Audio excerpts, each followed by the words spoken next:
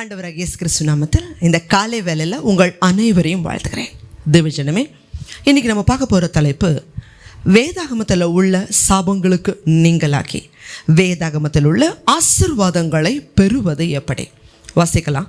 உபாகமத்தின் புஸ்தகம் 28வது அதிகாரம் 1வது வசனம். இன்று நான் உனக்கு விதிக்கிற உன் தேவனாகிய கர்த்தருடைய கட்டளைகளின்படியெல்லாம் செய்ய நீ கவனமாய் இருக்கும்படிக்கு அவர் சத்தத்திற்கு உண்மையாய் செவி கொடுப்பாயானால் உன் தேவனாகிய கர்த்தர் பூமியில் உள்ள சகல ஜாதிகளிலும் உன்னை மேன்மையாக வைப்பார். இந்த நியாயப்பிரமாணத்தை மோசேயுடைய மூலமா இஸ்ரவேல் ஜனங்களுக்கு தேவன் நியாயப்பிரமாணத்தை கொடுக்கிறார்.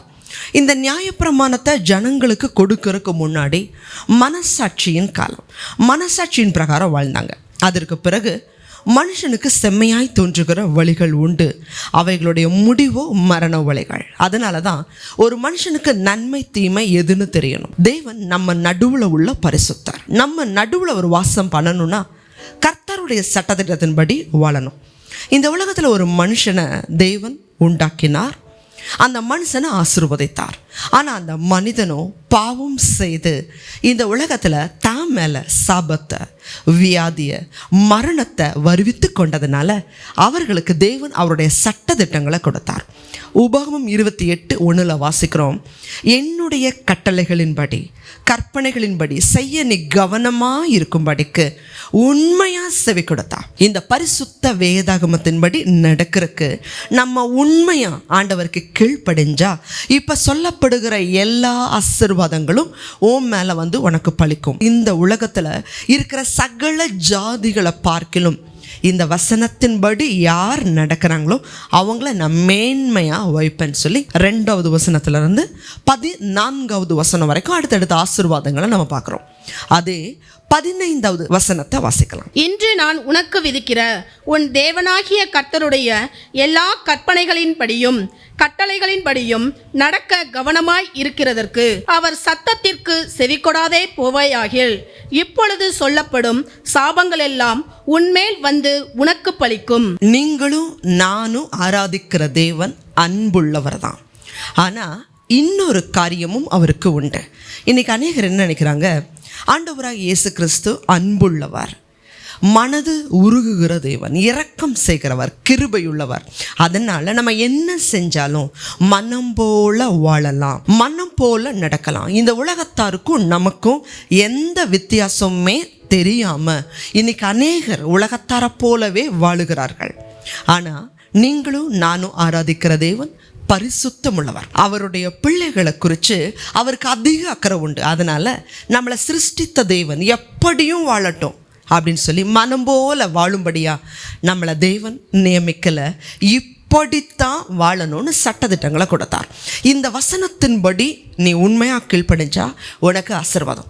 இந்த வசனத்துக்கு நீ செவி கொடுக்காம போனா, உன் மனம் போல வாழ்ந்தா, இந்த உலகத்தார் செய்கிற காரியங்களை எல்லாம் நீ செய்தா, இப்போ சொல்லப்படுகிற சாபங்கள் எல்லாம் உன்மேல் உனக்கு பலிக்கும் அப்படின்னு சொல்லி உபாகமம் 28:15 வாசிக்கிறோம். இந்த 15வது வசனத்துக்கு மேலே ஒரு சாபங்களாக நம்ம வாசிக்க முடியும். இதில் 114 சாபங்கள் இருக்கு. தேவஜனமே, இஸ்ரவேல் தேசத்தில் 2 மலைகள் இருக்கு. ஒரு மலையுடைய பேர் கெர்சிம். இது ஆசீர்வாதத்தின் மலைன்னு சொல்லி அழைக்கப்பட்டது. அது இன்னொரு மலை இருக்கு, அந்த மலையுடைய பேர் ஏபால். இந்த மலை சாபத்தின் மலை. அந்த இஸ்ரவேல் ஜனங்களை வருஷத்துக்கு ஒரு முறை இஸ்ரவேல் தேசத்தில் உள்ள மூப்பர்கள் அந்த கெர்சிம்ங்கிற மலைக்கு மேலே ஏறி ஜனங்களை ஆசீர்வதிப்பாங்க. அப்படி ஆசீர்வதிக்கும் போது வெறுமனே ஆசீர்வாதம் வராது. இந்த வசனத்தின்படி, இந்த கற்பனைகளின்படி, இந்த கட்டளைகளின்படி நீ நடந்தால் இப்ப சொல்லப்படுகிற ஆசீர்வாதங்கள் எல்லாம் உன்மேல் உனக்கு பலிக்கும்னு சொல்லி ஆசீர்வதிப்பாங்க. அப்படி ஆசீர்வதிக்கும் போது அந்த பள்ளத்தாக்கில் நிற்கிற இஸ்ரவேல் ஜனங்க ஆமேன்னு சொல்லணும், ஆமேன்னு சொல்லுவார்கள். அதே பக்கத்தில் உள்ள ஏபால் அப்படிங்கிற ஒரு மலை, அந்த மலையில் இது ஆசீர்வாதத்தை சொல்லி முடிச்சதுக்கு பிறகு அதோடு விட்டுற மாட்டாங்க. அந்த ஏபால்ங்கிற மலைக்கு மேலே ஏறி இந்த நியாய பிரமாணத்தின்படி, இந்த கட்டளையின்படி, ஆண்டவருடைய வார்த்தையின்படி நடக்காதவன் எவனோ அவனுக்கு இந்த சாபங்கள் எல்லாம் வரும். அப்படின்னு சொல்லி அந்த ஏபால் மலைக்கு மேலே ஏறி மூப்பர்கள் வாசிக்கும் பொழுது இதற்கும் ஜனங்கள் கீழே இருந்து ஆமேன்னு சொல்லணும். இது வருடத்துக்கு ஒரு முறை நடக்கும். தேவஜனமே, இன்னைக்கு நம்ம சபைக்கு போகிறோம், பிரசங்கத்தை பாதியில் போகிறோம், அநேகர் முடிஞ்சு போகிறாங்க, அநேகர் முன்னாடி போனாலும் என்ன சத்தியத்தை சொன்னாங்கன்னு சொல்லி வீட்டில் போய் தியானிக்கிறதில்ல. தேவஜனமே, சங்கீதம் 1வது பகுதியில் வாசிக்கிறோமே, கர்த்தருடைய வேதத்தில் முதல்ல ஆண்டவருடைய பிள்ளைகளாகிய நாம ஆண்டவருடைய வசனத்துக்கு மேலே பிரியத்தை வைக்கணும். இன்னைக்கு உலகமே செல்ஃபோன் மேலே அதிகம் மோகம். டிவி, சீரியல், செல்ஃபோன், உலக நட்பு, உலக சேட்டிங், இதில் இன்னைக்கு முழுகி இருக்கிறதுனால அவங்களுடைய பிரியமெல்லாம் தொலைக்காட்சியும் செல்ஃபோனாக மாறிப்போச்சு, உலக நட்பாக மாறிப்போச்சு. கர்த்தருடைய வேதத்தை நேசிக்கிற ஆட்கள் மிக மிக குறைவு. தேவஜனம், இந்த தேவ செய்தியை பார்க்குற நீங்கள், கர்த்தர் உங்களோட கூட தான் பேசுகிறார். கர்த்தருடைய வேதத்தில் பிரியமாக இருந்து இரவும் பகலும் தியானிக்கிற மனுஷன் பாக்கியவான், அவன் செய்வதெல்லாம் வாய்க்கும். இஸ்ரவேல் ஜனங்களுக்கு ஆண்டவருடைய வார்த்தையை கொடுத்தாரு.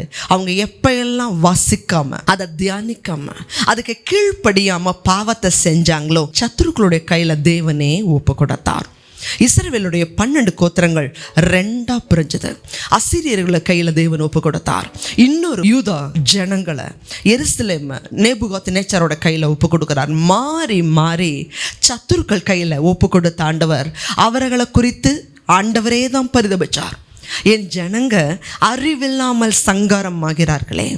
என் ஜனங்க 2 தீமையை செய்தாங்க. ஒன்று, ஜீவ தண்ணீர் ஊற்றாகிய எண்ணெய் விட்டுட்டாங்க.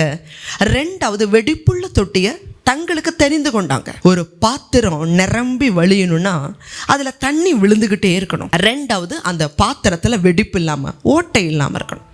ஆனால் இஸ்ரவேல் ஜனங்க என்ன செய்தாங்களாம், அந்த ஜீவ தண்ணீர் ஆகிய ஆண்டவரையும் விட்டாச்சு, அந்த வெடிப்புள்ள தொட்டியை தெரிந்து கொண்டாங்கன்னா பாவம். வசனத்தை எப்பெல்லாம் நம்ம மறக்கிறோமோ, எப்பெல்லாம் ஆண்டவரை விட்டு விலகிறோமோ, சாபம் வரும்.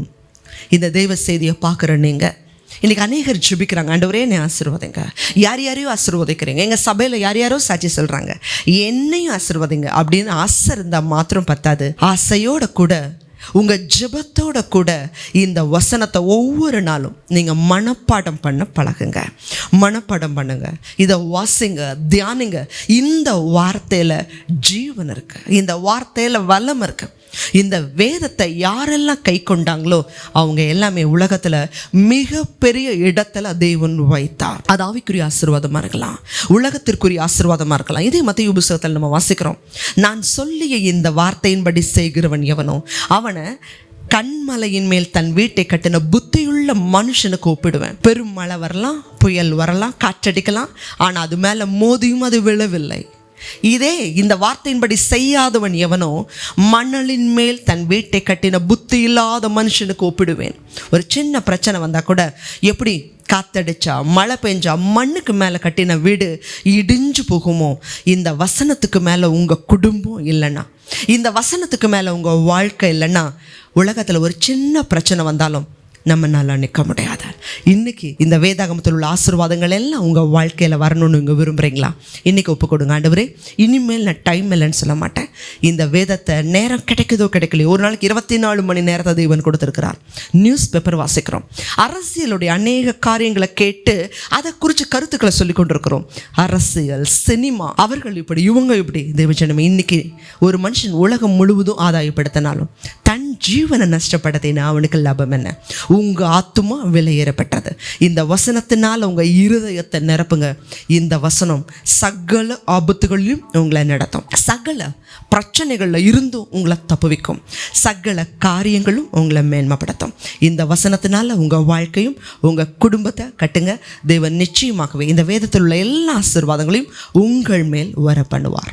ஜெபிக்கலாம். அதிகமாக நேசிக்கிற எங்கள் அன்புள்ள ஆண்டவரே, இந்த வேத வசனம் எங்கள் கையில் இருக்கு. ஆலயத்துக்கு நாங்கள் இந்த வேதாகமத்தை தூக்கிட்டு போகிறோம், ஆனால் வீட்டில் வந்து வச்சா அது எங்கே இருக்குதுன்னே இன்னைக்கு அநேகராகி எங்களுக்கு தெரியறதில்ல. தகப்பனே, இந்த வேத வசனம் ஷோகேஸில் வைக்கிறக்கில்ல, அதை நாங்கள் வாசித்து எங்கள் வாழ்க்கையில் அபியாசப்படுத்துறதற்கு இந்த தெய்வ செய்தியை பார்க்குற ஒவ்வொரு ஜனங்களுடைய வாழ்க்கையிலையும் இந்த வேத வசனத்தின்படி அவங்க வாழ்க்கை கட்டப்படவும், எல்லா ஆசீர்வாதங்களும் அவர்கள் மேலே வரவும் கிருபை தாங்க, ஆசீர்வாதங்க. இயேசு கிறிஸ்துவின் மூலமாய் வேண்டிக் கொள்கிறோம் நல்ல பிதாவே.